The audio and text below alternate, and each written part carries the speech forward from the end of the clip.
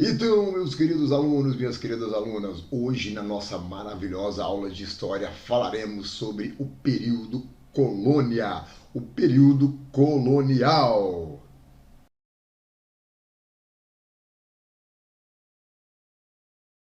Será que quando você está falando de um conceito ou evento na sua aula, a imagem produzida pelo cérebro dos seus alunos corresponde à imagem que você produziu no seu cérebro? Será que pode estar havendo um ruído na comunicação, uma falha na comunicação e, portanto, prejudicando a aprendizagem deles?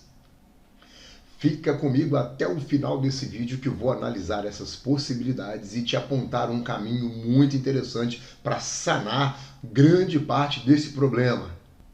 Assim você, por meio de uma atividade lúdica e muito engraçada e que os alunos adoram, pode resolver esse problema. Não sai daí, eu volto já. Eu voltarei. Olá, eu sou o professor Alex Silva e seja muito bem-vindo ao nosso canal Inova Prof. Se você ainda não é inscrito no canal, peço que se inscreva, ative o sininho das notificações, assim o YouTube te conta quando eu gravar novos vídeos e você não perde isso por nada. Agora, se você já é inscrito, receba o meu fraternal abraço, meu muito obrigado por você já estar cooperando com esse trabalho que tem o intuito de ajudar vários professores e criarmos um espaço de aprendizagem coletivo aqui. Então, meu muito obrigado. Vamos lá. O que acontece quando nós ouvimos uma palavra? Várias coisas, né? No nosso cérebro, muitas coisas acontecem, dentre elas a formação de imagem. Funciona mais ou menos assim. A gente ouve a palavra, então começa a disparar neurônios. Na verdade, muito antes disso, né? Se nós formos falar das ondas emitidas pela voz da pessoa, vibrando o ar, chegando no nosso ouvido, indo pelo canal auditivo, sensibilizando o tímpano que manda esse estímulo pela cóclea, que vai criar uma diferença de pressão no líquido que há lá no interior, que é captada em partes pelas paredes da cóclea, que é em formato caracol, até chegar a passar pelos nossos ossinhos, né? Martelo, bigorna, estribo, e até chegar lá no nosso cérebro, local onde o som é decodificado. Ufa! E depois, quando chega no nosso cérebro, começa aquela correria, aquela loucura, puxa lá no seu banco de dados que símbolo se refere àquela palavra, a forma, a cor, a parte emotiva, se desperta alguma emoção. É o samba do crioulo doido lá no cérebro. Mas o fato é que no final a gente acaba produzindo uma imagem. E essa imagem, ela é segundo o nosso banco de dados, segundo o nosso repertório imagético, segundo as nossas experiências. Sorvete, casa, carro.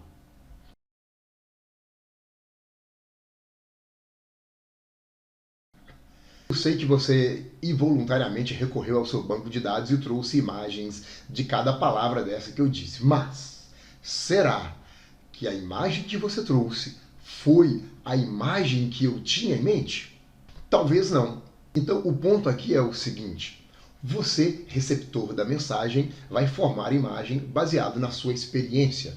Eu, o emissor da mensagem, vou formar imagens baseado na minha experiência.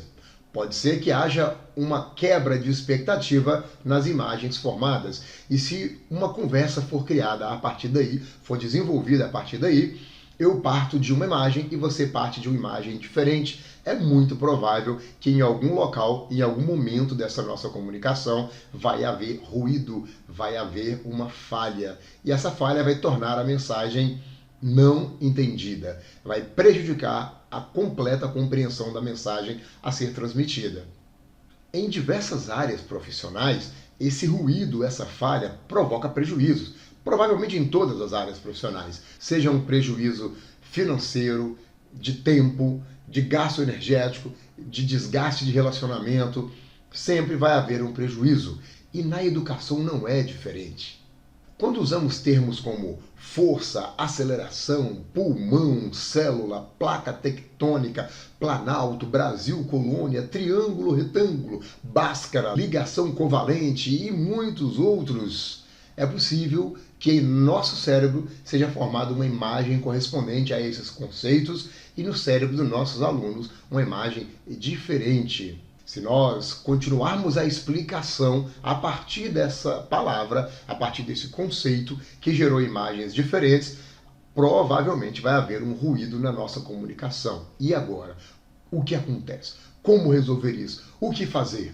Mas calma lá, porque pode piorar. Imagina que você só descobre que houve esse problema lá na prova. Na verdade, nós nem descobrimos que houve o problema, a gente vê o efeito do problema. Uma nota baixa, uma resposta absurda para uma questão que nós falamos muitas vezes, e aí muito provável que você vai ficar bravo, vai ficar brava, estressada e dizer: como é possível que esses alunos não consigam entender o básico do básico que eu falo todo dia? Você já consegue pensar agora uma maneira de ser possível, né? Preste atenção, são vários os fatores que podem influenciar nisso, mas é mais inteligente se nós focarmos em um por vez. E nesse momento, o nosso foco está na falha de comunicação, no ruído na comunicação, devido a imagens diferentes formadas no cérebro do professor e dos alunos. Tudo bem? Até aqui tudo certo? Entendeu? Eu me fiz entender bem? Se a mensagem não foi exposta de forma bem clara, nítida e sem dúvidas, pode comentar aqui que eu tenho o maior prazer em tentar falar de uma outra maneira, viu? Meu prof, minha prof, isso me leva à avaliação. Mas calma lá, eu não vou aprofundar nisso aqui agora, eu vou dar só uma pitadinha porque a gente passa por aqui, então presta atenção no seguinte. Pense em um pedreiro levantando uma parede. Como que ele faz? Depois da base toda pronta, tudo bonitinho, ele coloca um tijolo no começo de onde vai ficar a parede e um tijolo no final de onde vai terminar a parede. Coloca uma linha na parte superior do primeiro tijolo até a parte superior do último tijolo. E então ele observa para que essa linha esteja reta, no nível, nivelada. Logo em seguida, ele começa a colocar os outros tijolos intermediários, passando a massa no chão, colocando o tijolo e batendo um pouco com a colher para que ele fique alinhado com aquela referência que ele colocou em cima. E ele vai colocando o próximo, e o próximo, e o próximo, cuidando para que fiquem alinhados. Depois da primeira fileira de tijolos devidamente colocada e alinhada, ele começa a subir a parede. E para isso ele vai usar novamente a massa, a sua colher, e ele vai usar mais dois instrumentos, o prumo e o nível, para garantir que a parede está ficando aprumada e nivelada. Temos algumas lições a aprender aqui, mas eu quero destacar uma. Veja só, é preciso avaliar durante o processo e não em momentos estanques. É preciso avaliar tijolo após tijolo, para que a gente não tenha que fazer um retrabalho. Se nós deixarmos erguer a parede toda e avaliarmos lá no final, pode ser que essa parede não esteja bem aprumada e nós teremos que derrubar essa parede, limpar aquela bagunça e começar de novo. Olha que desperdício de material e de tempo. Puxa vida, isso não é legal, não vamos fazer assim. Vamos ser aquele pedreiro que levanta a parede alinhando e avaliando tijolo após tijolo. Se nós deixarmos para avaliar apenas em momentos estanques, que nós chamamos de avaliação discursiva, avaliação objetiva, avaliação trimestral, não sei qual o nome que a sua escola dá, mas se nós avaliarmos somente nesses períodos, é muito possível que nós teremos que destruir paredes, ou pior, a gente constate que a parede está torta e dá uma recuperação sem derrubar a parede. É como dizermos para a parede que está fora do prumo: olha, você tem mais uma chance para se aprumar, vou medir de novo. E coloca o prumo lá outra vez e percebe que ela continua torta. Às vezes a gente tem até que medir errado para parecer que ela está certa. Veja que coisa. Não vamos fazer isso. A gente não faz isso, né? A gente analisa e avalia e a gente precisa intervir. Eu avaliei, o resultado não foi satisfatório, eu preciso intervir antes de avaliar novamente, senão a medição vai ser a mesma que foi anteriormente. Compreendido? Tá, mas como que eu posso avaliar e intervir? Como é que eu posso misturar isso com imagens? Como é que eu sei que imagem que está na cabeça do meu aluno? Vou submetê-lo a uma ressonância magnética? Eu vou submetê-lo a um exame de EEG? Não precisa disso. Há algumas estratégias que nós podemos usar e eu vou falar sobre uma aqui tão simples, mas tão simples que é possível que você nem acredite que ela funciona. É verdade. Quer dizer, às vezes não. Mas eu te peço para me dar esse voto de confiança e fazer isso e colocar aqui embaixo, escrever aqui qual foi o resultado. Existe uma maneira interessante, eu fiz e eu quero trazer o meu relato aqui para você e o resultado, bem como a análise desse resultado, e você vai poder fazer justamente isso ou adaptar isso para a sua turma, porque é muito fácil, é muito simples. Vamos começar pelo material que você precisa usar. Preste atenção e anote aí. Então, a lista completa de materiais: alunos, professor, quadro e pincel, papel e caneta. Se você tem isso, então segue, porque você vai ter sucesso total no seu empreendimento para poder descobrir se as imagens correspondem à sua e à dos alunos. Então, vem comigo. Eu me refiro a um jogo que você já deve ter brincado disso naquelas reuniões com os amigos, com a família, mas talvez você nunca pensou em utilizar isso com os seus alunos. Ou até já pensou e utilizou, mas ainda não pensou nessa estratégia, usar com essa intencionalidade. Me refiro ao jogo de mímica. Isso mesmo! Você riu aí, né? Ou então você desacreditou. Calma, peraí. Me dá um voto de confiança e segue comigo aqui, porque mímica é demais. Vou contar o que aconteceu comigo, olha bem. Uma experiência. Eu falei para um aluno meu, chamei ele aqui no cantinho e falei para ele assim: aceleração.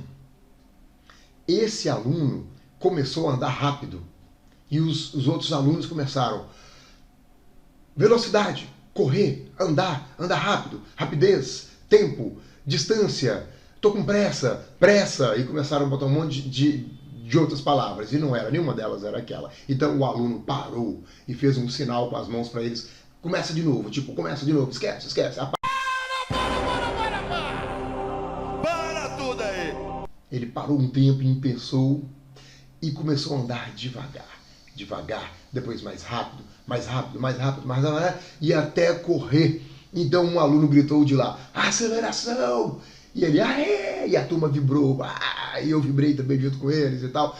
E aí preste atenção, naquela euforia, naquela coisa gostosa, naquele flow, eu perguntei para eles, sem deixar cair a peteca, sem deixar cair o nível do flow, sem travar o processo. Eu falei: mas vem cá, peraí, por que você fez isso? Ele falou: não, eu andei mais devagar, eu andei rápido no começo, e o pessoal foi falando aquelas coisas, e eu pensei: peraí, aceleração não é isso. Aí eu falei: calma, para. E você, por que você disse aceleração? E o outro falou: porque quando ele andou devagar e depois andou rápido, é porque mudou a velocidade. E quando muda a velocidade, é a aceleração. O miserável é um gênio! Perfeição. Sabe por quê? Porque rapidez não é aceleração. A aceleração é variação de velocidade no tempo. Então andar devagar e logo em seguida mais rápido, isso é aceleração. Ou andar mais rápido e em seguida devagar. Ele preferiu a primeira parte. Então isso é aceleração. Eu pude perceber que a imagem de aceleração que ele estava fazendo inicialmente era uma. Depois ele recorreu a outra graças à intervenção dos colegas que falaram as coisas erradas. Então o erro aqui foi fundamental. Eu pude perceber que a imagem de aceleração que aquele colega que respondeu tem é a imagem correta, é a imagem que eu tenho, é a imagem que cientificamente é a imagem correta que precisamos ter quando se trata de aceleração. A turma inteira pôde ajustar a sua imagem naquele momento, sabendo que não basta andar rápido, não se trata de andar rápido, não se trata de alta velocidade, trata-se de mudar a velocidade. Você compreendeu esse exemplo? Você sabe que se eu não tivesse feito isso, é muito possível que em um teste, em uma prova, que ele precisasse identificar a aceleração, ele teria errado, porque ele teria uma imagem diferente? Você percebe que é muito possível que muitas coisas que eu falei até então sobre aceleração foram recebidas sobre uma base imagética inadequada de aceleração? E nesse caso, algumas coisas podem não ter sido aproveitadas? E logo em seguida a essa brincadeira, a esse jogo, esse conceito foi ressignificado, portanto pode ter sido produzida uma nova imagem. Eu espero que você realmente tenha conseguido alcançar a profundidade do que eu estou tentando te dizer aqui, porque isso é muito bacana, isso é muito profundo. Você consegue saber, porque o aluno não está te dizendo, ele está pegando essa palavra que ele acionou um banco de dados para relacionar, e ele está comportamentalmente, falando gesticularmente, ele está te dizendo qual é a interpretação, qual é a imagem que ele tem daquela palavra. Então, quando a gente não tem sons sendo emitidos, parece que a veracidade do que é dito é melhor.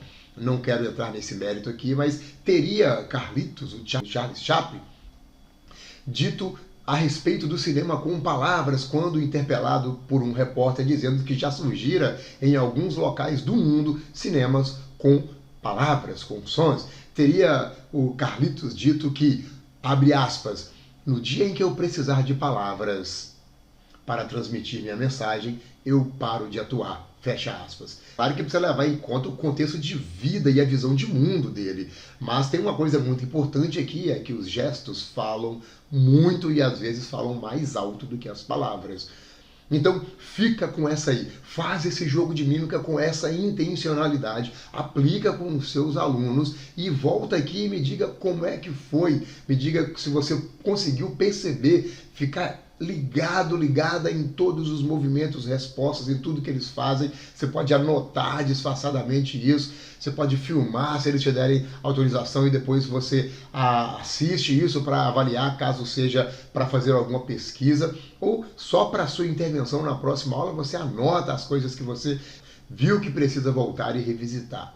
Mas não se esqueça de curtir esse vídeo, de comentar aqui o que você achou, de compartilhar com seus amigos e amigas, professores e professoras. E se você não é inscrito, inscrita no canal, por favor, se inscreva e ative as notificações, que eu estou sempre aqui trazendo essas novidades. Meu querido, minha querida professor, professora, espero ver você aqui novamente, espero ter ajudado com essa reflexão e com essa sugestão e aguardo seus comentários aqui para nós podermos discutir os resultados da sua aplicação. Fica bem, boa semana e estamos juntos. Aquele abraço.